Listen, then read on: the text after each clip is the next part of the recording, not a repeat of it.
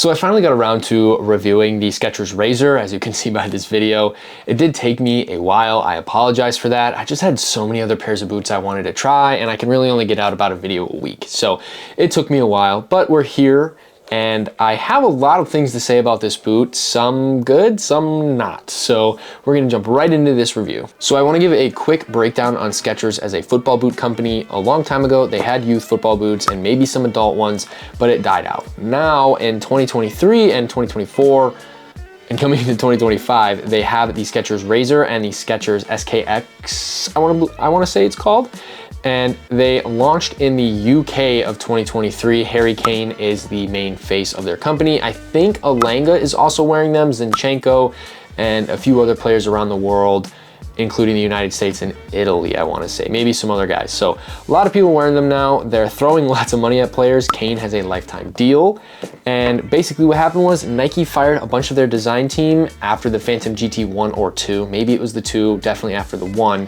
And all those designers went to work for Skechers. So when I got the prototype version, they looked a lot like the GT1s, and I'll grab those for you real quick. So this prototype is the SKX prototype, and it's got red studs on the bottom. It's got a lot of those textured grips. I'm not gonna go any more because this is a Razor review, but you can see the uncanny resemblance of the Phantom GT1. So that brings us to here, and it brings us up to date with this boot. The sole plate of the Skechers Razor is chevron studded. Every single stud is, so it looks exactly like the Furon V7 Pro. I don't know if they copied each other or not, but we're starting to see a lot of boots from a lot of companies just go towards one single shape, and then they just rotate it a little bit. So I wore them on turf. They did okay. It's definitely an FG sole plate boot. You can get away with wearing them on AG pitches as long as they're not garbage, but you're probably better off not doing that.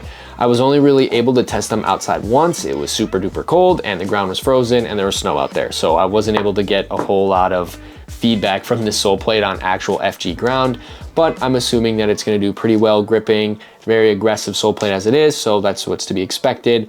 And then just something else is this is a carbon infused sole plate, or I believe they also call it or carbon lightweight sole. So I'm not sure if that's the entire inside or not, but it doesn't really look like the exact same carbon insert that was on, let's say, the Speed Portal 0.1 when they had it at the time, or the Speed Flow, any of those other boots that had the exposed carbon sole plate on the bottom. It looks like it's plastic, and then either the carbon's infused with the plastic or it's on the inside of the boot and the plastic's protecting it.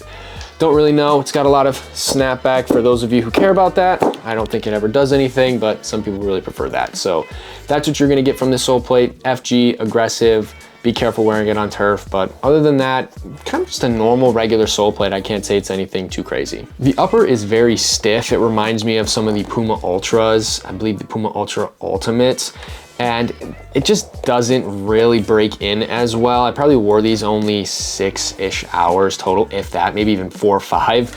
But the upper, I had a really hard time breaking in. The knit upper itself is normal. It's a little thicker than I would say most boots are, but I don't have anything really to complain about the top upper knit here along the laces. But this upper, just very, very stiff. It feels a little slick on the ball.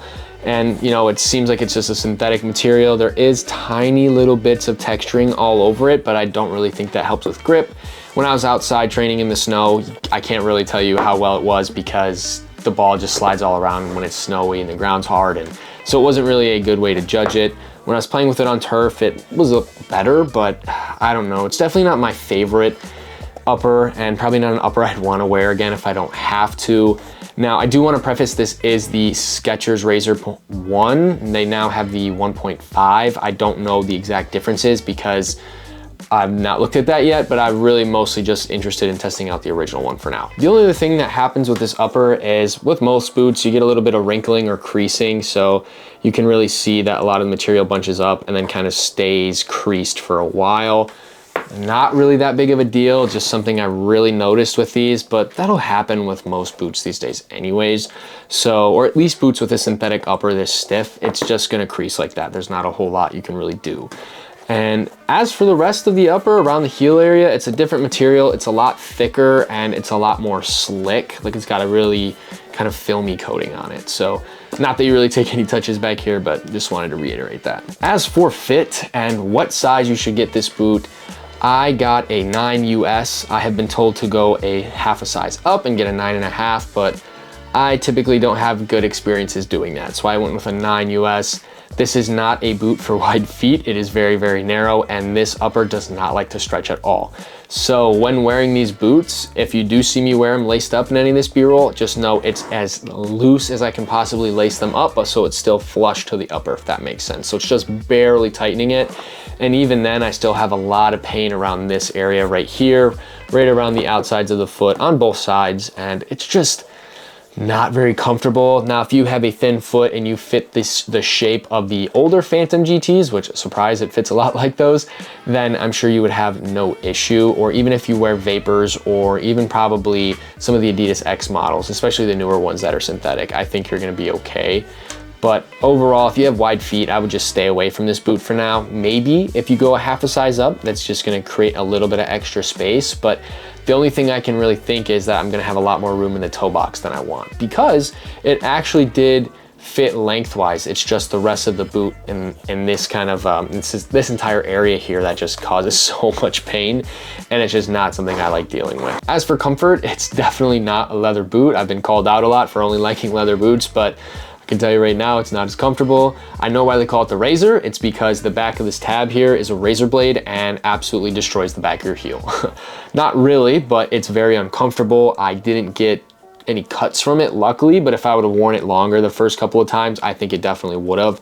It's a very hard, plasticky material that kind of just rolls underneath the collar here. Sorry if it's a little hard to see, but it just rolls right under, and then it just, I don't know why they did that. It's uncomfortable. And then the top part of the knitted collar where it starts to turn black here, it's curled in, and that kind of digs in as well. After the first session, that collar part didn't really dig in, but that back little heel tab was uncomfortable for a little bit. So be aware of that. The insole is called the Hyperburst Pro insole. It's supposed to be pretty comfortable. Skechers are known in the US for being very, very comfortable. They're worn by a lot of health workers because a lot of them are on their feet all day. So it seems like this is a thicker insole than you'll normally see, but I don't think it's gonna do anything really different than some of those thicker, more padded Nike insoles that we got in like the Hypervenom 3, the Superfly 5, and even a couple of the later versions like Superfly 6 had some. None of the pain really came from the bottom of my feet though, so that's at least good. Maybe it's preventing that, but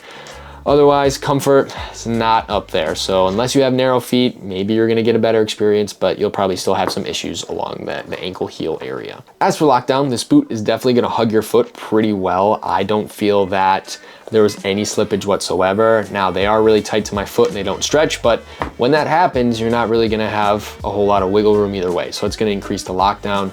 I never really tightened the laces that much because the only time I did, it really caused me a lot of foot pain. So just be aware of that.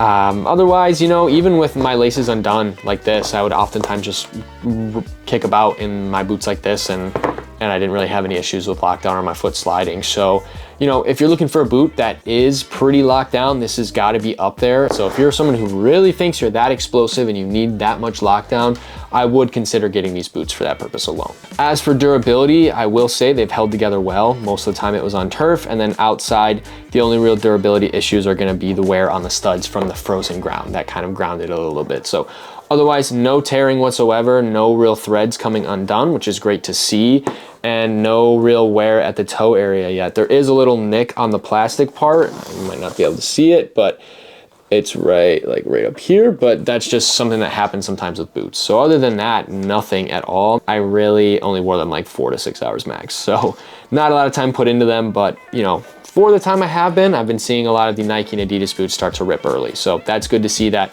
Skechers at least has that down. I may have mentioned in the beginning that I got these for a steal. I think I paid 96 bucks, something like that, including shipping for this pair, and they retail at $225, $230. So ridiculously good deal. I got them on soccer.com. They're getting rid of all of these colorways and all of the original Razor, like first edition or first gen. There might even be some cooler colorways available on soccer.com, and Unisport also has a lot of deals on a lot of these Skechers products. So I know the newer stuff is still full price, but some of the older stuff, pretty cheap. So if you want a good deal on a pair of football boots, check it out. To round this review out, I think that the Skechers Razor could be good. I think they probably need to make it wider for somebody like myself to enjoy it, but they're probably not going to cater so much toward the wide foot community, which it seems most speed boots are typically for narrow footed players. And you know, maybe the SKX is wider fit. Maybe it's more of like a control boot versus a speed boot. I'll have to get that next and see. But for the most part, my biggest issue is they're just so narrow and that upper is very, very uncomfortable. So would I continue to wear these? No, probably not. They're gonna get shelved. But, you know, I am excited to see what Skechers can do. So that's all I have for you guys today. If you like football boot facts, videos, anything like that, please make sure to check out the channel. I've got a ton of really cool videos and a ton of exclusive boots. Please like and subscribe. And with that, I will see you in the next one.